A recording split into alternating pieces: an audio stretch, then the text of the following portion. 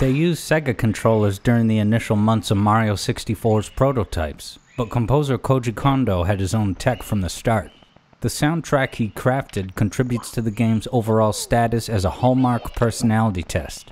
Your younger self may have experienced the game as a charming wonderland, or as a liminal limbo with scary secrets in plain sight. Maybe a mix of the two. As the legends say, everyone who looks into its paintings sees something different. The castle theme provides a full and complete sound despite just using a couple of instruments. Looking at the opening violin lines, you can see two clear paths moving in opposite directions. I like to think of the top line as Peach, ascending to the majesty of her ivory tower, while the downward line is Bowser, trying to drag Peach down to his dire shenanigans in the basement. Played together, these opposing lines summarize the situation that's called Mario to action.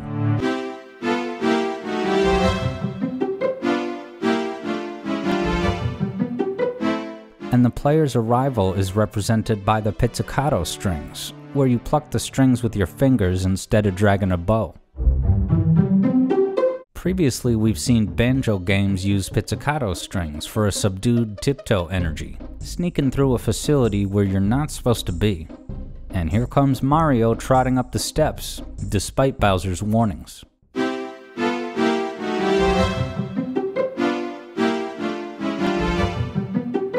It's fairly well hidden beneath Peach's climbing melody, but Bowser's descending line arrives at some shaky tension. Ultimately, it's just the 5 with a lower chromatic neighbor tone, but it's a deliberate clash to hash this out on beat 1, because the 5 is the 7th of the current chord.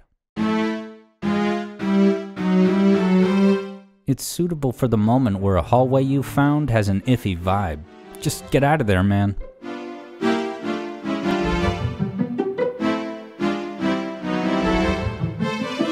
The chords in Section A are fairly straightforward, except for the last one that returns us to the tonic, which may be the first example I've come across of ending a chord set with a Lydian 2 chord. This chord is derived from the Lydian scale, which is like the major scale in every way, except the 4 is bumped up a notch, moving us further up into the clouds in a dreamy manner. There's not a lot of scales that feature a tritone as a standard scale degree. One way this affects the chord selection is that the 2 chord, which typically comes standard as a minor triad, is now upgraded to major, because the 4 gets a 1 semitone increase, which promotes an imminent return to the 5 contained within the tonic chord of the next measure.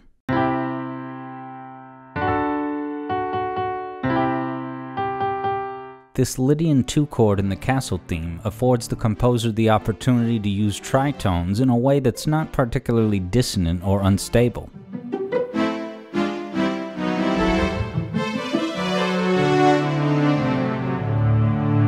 On the banjo side of things, this Lydian 2 chord is featured in an equally majestic facility, Jiggywiggy's temple.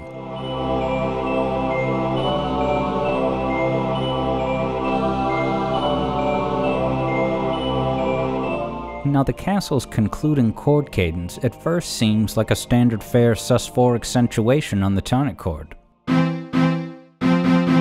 But hold on, what's going on in the back rooms on bass is an ominous minor 2. Despite being the ultimate all-ages game, there's an undeniable creepypasta energy in so many corners. Kirkhope makes his minor 2s a lot more prominent, but Koji had them hidden in there all along. And you can almost see Jack Black's mischievous smiling face. There's a similar parallel motion in Mazeltov jams, like this wedding scene from The Sopranos, where the wedding guests are blissfully unaware that the valets were jumped and their cars stolen.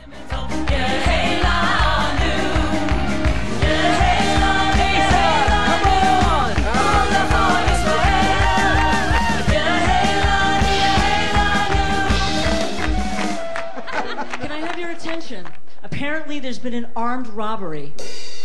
Some automobiles were taken. On your first playthrough, you'll eventually figure out that this painting doesn't have an admission fee, so it's out of the psychological thriller and into the crossfire on the battlefield. In the true athletic tradition of Mario themes, the melodies make great leaps and bounds, all the while supplemented by smaller distance neighbor tones. In the first measure on the tonic chord, the chord tones of 1, 3, and 5 offer the most stability and impact, and we'll color those blue.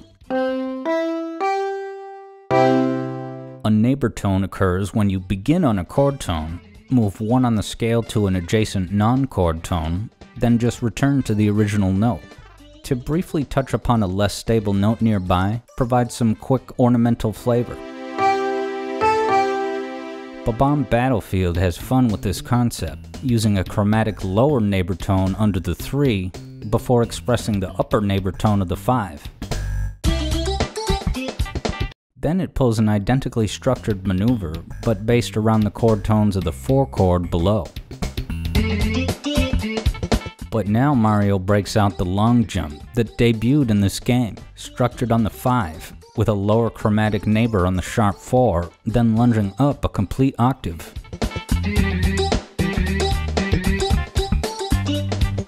The long jump melody's quick lower neighbor tone touches on the couple of quick steps you make to calibrate the trajectory of a bigger jump.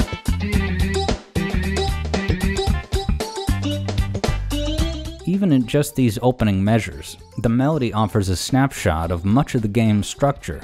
The opening neighbor tones are used in the Strawb GET jingle. Here we go! And the long jump melody is the basis of the red coin sound effect. Absolutely iconic.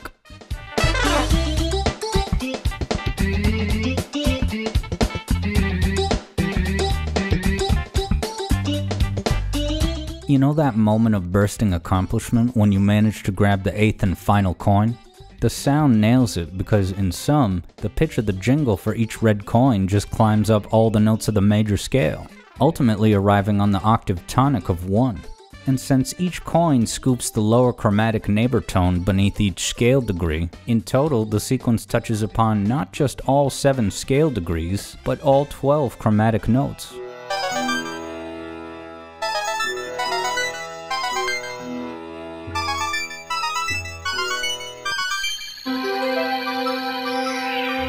Interestingly, the snow remix of Bob-omb Battlefield trims out some notes in light of this snowy biome. In the Strawb GET and long jump melodies, we see the removal of the lower neighbor tones, perhaps because the slippery ice surfaces make it impractical to do such precisional stutter steps. It still has the 3 long jumps, but spaces them out considerably more, slowed down by the icy winds.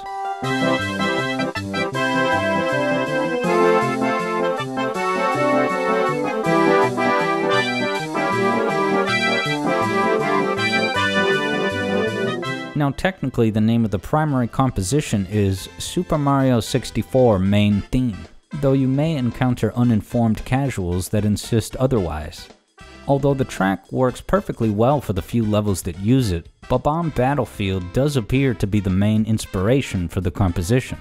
Hats off to Nintendo for not just creating a 3D obstacle course, but an actual environment with its own internal scenario, a war between the pink and black factions of Bob-ombs. And this was more than 10 years before Metal Gear Solid 4's Battlefield mechanics of independently warring factions that you can engage with or bypass. And on the second run through of these athletic melodies, a blatant call and response structure emerges of the 2 sides in conflict with incoming cannonballs and all.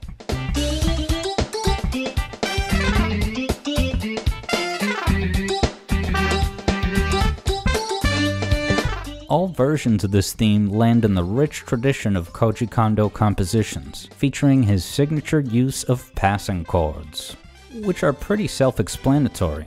It's a manner of moving between 2 chords that are adjacent on the scale by touching upon a chord built on the chromatic note in between them. For example, you can use a passing chord to move from 4 to 5. Here's that chord progression with no in-between chord. But here it is with a sharp 4 diminished triad as a passing chord in between.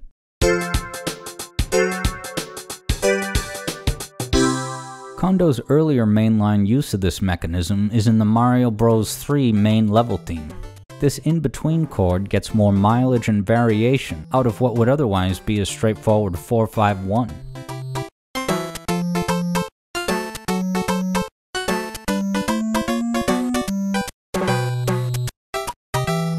Over the years, Kondo's Nintendo presence has evolved to a more supervisory sound director role, but passing chords still fuel his heart. His one composition in the DS game New Super Mario Bros. Uses a passing chord between the 1 and 2 chords.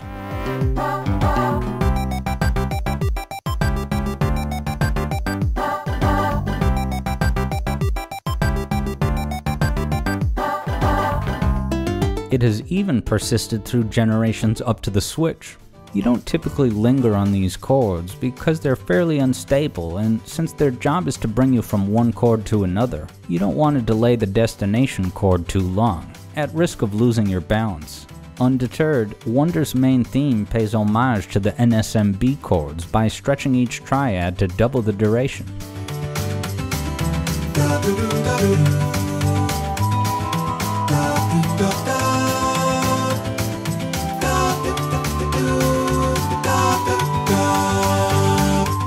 Sidestepping the cannonballs that tumble down the mountain, Bob-omb Battlefield's passing chords hold the fort as a series anchor.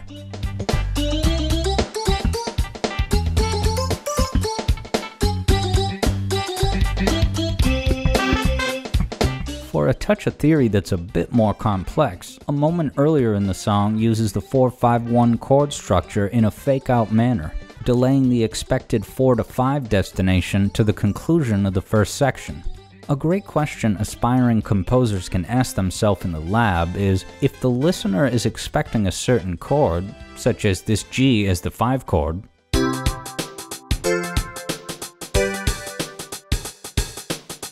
then what are some practical options for chords to swap in without dramatically throwing off the song's balance? If we look at the expected 5 chord of G in a vacuum, its own relative minor chord of E minor is a great option because it shares 2 common tones with the expected 5 chord of G.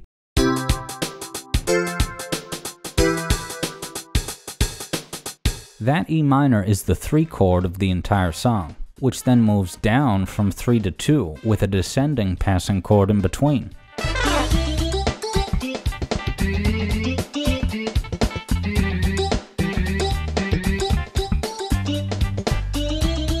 In addition to the snow level, this composition also gets remixed for the slider theme, which players are likely to first discover at the slide within the second floor stained glass chamber, which gives Bob-omb Battlefield's chords the rapid bluegrass treatment on banjo, in the same style as Ulalilia's favorite tune from Bubsy 93, Bluegrass Bobcat, which plays like a song you'd hear at the banquet at the end of an important life chapter, during a retrospective montage of memorable moments, and perhaps some adversity too.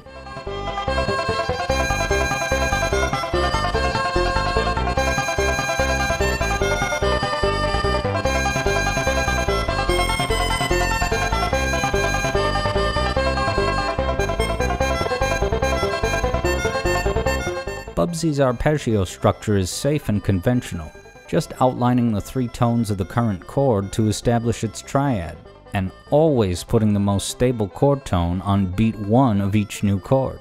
But the slider theme compresses the action by using Bob-omb Battlefield's structure of a lower neighbor tone followed by a jump upward. But with the important spot of beat 1 occupied by a chromatic non-chord tone, we're denied a concrete foundation on the tonic chord, and on all the chords for that matter, because gravity is continually pulling you down the slide.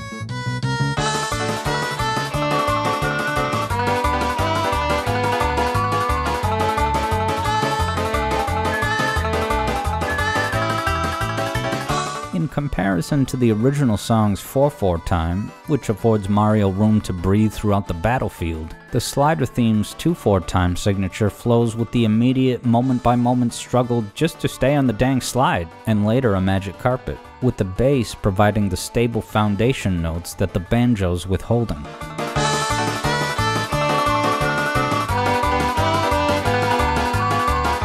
but the song is having one big laugh at your expense, figuring you're gonna slide down this decoy pathway on the first attempt. So the song has one final descent to the dark, bottomless depths, with a fully chromatic walk down from the major third to the tonic. Then further descent that sets up one last minor 2-to-1 conclusion, bringing us full circle from the castle theme's secretly scary cadence.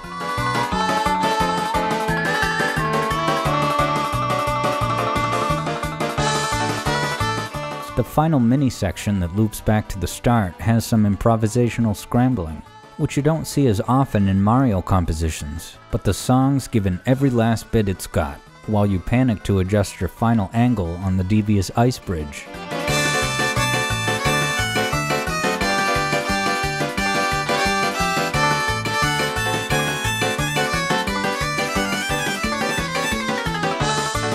This touch of freeform expression speaks to how this game has so many dynamic moves, which promote a wide range of potential playstyles. Sonic Team was reluctant to push their rival mascot forward to the new frontiers of 3D gaming, but Nintendo dove in head first, and credit is due for the influential masterpiece that resulted. The music theory video for Dire Dire Dock showed how the water levels music spread out its arpeggios to open up the wide canvas of possible routes and objectives. With such dynamic physics and maneuvers, even this game's holy grail of roof access can be previewed with well-angled wall jumps. And when it's time to restore order to the castle, the reprise of Peach's theme is reborn, dropping the shackles of Bowser's descending melody, which super confirms my theory that each melody path of the castle theme corresponds to a specific character.